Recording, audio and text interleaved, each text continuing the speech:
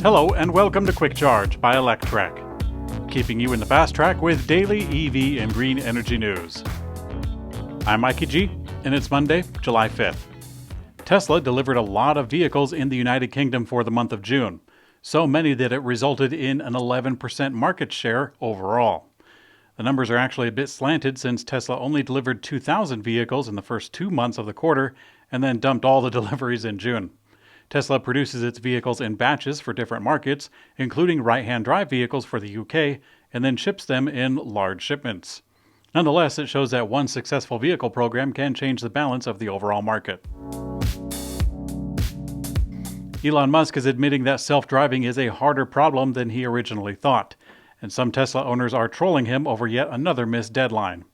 It was first supposed to happen in 2018, then 2019, of course 2020, early 2021, and then Musk said no later than June.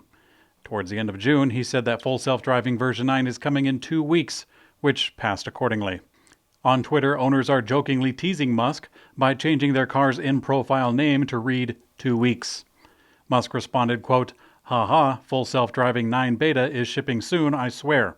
Generalized self-driving is a hard problem as it requires solving a large part of real-world AI. I didn't expect it to be so hard, but the difficulty is obvious in retrospect. Nothing has more degrees of freedom than reality." In a recent press release, Porsche has shared next steps of furthering its efforts against CO2 emissions by demanding its nearly 1,300 suppliers exclusively use renewable energy to manufacture its vehicle components. Porsche takes the matter very seriously. Any suppliers unwilling to switch to certified green energy will no longer be considered for contracts with Porsche moving forward. Porsche is striving to be carbon neutral throughout its supply chain by 2030. The supply chain currently accounts for about 20% of Porsche's total emissions, but it's predicted to rise to 40% by their target date. Volkswagen has announced the launch of its over-the-air software update coming to the ID electric vehicle lineup. During the launch of the ID.3, we saw images of hundreds of early cars having their software updated with physical cords plugged into each of the cars in a warehouse. Kind of looked like a sick ward. With over-the-air updates, this would be a thing of the past, and Volkswagen is undoubtedly excited for the change. Porsche, under the Volkswagen Group, recently announced a recall on all Taycans for a software update that apparently couldn't be done over the air. The company announced, quote, "Volkswagen is taking the next big step toward becoming a software-oriented mobility provider.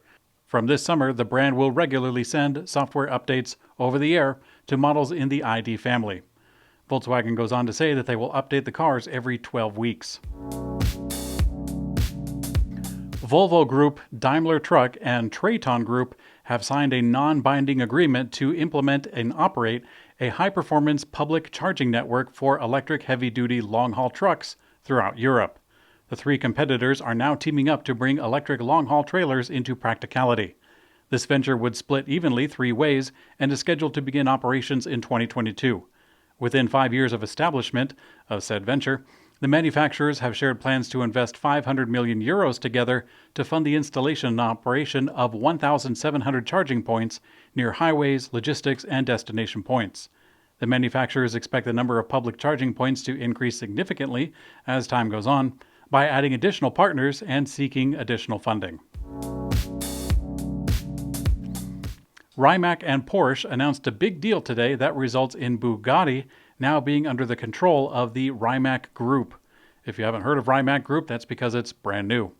Rimac is best known for its all-electric hypercars, especially the Concept 1, arguably the first all-electric hypercar, and then more recently the Navara.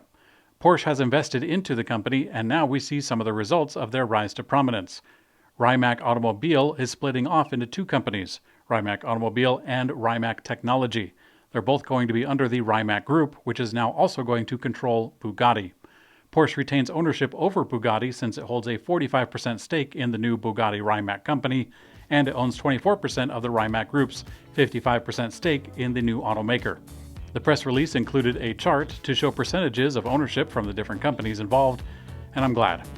The announcement also hints at Bugatti finally getting some electrification with the move, but it doesn't include any details. Thanks for watching Quick Charge by Electrek. We also have an audio version on your favorite podcast player. I'm Mikey G, and I hope you have a great day.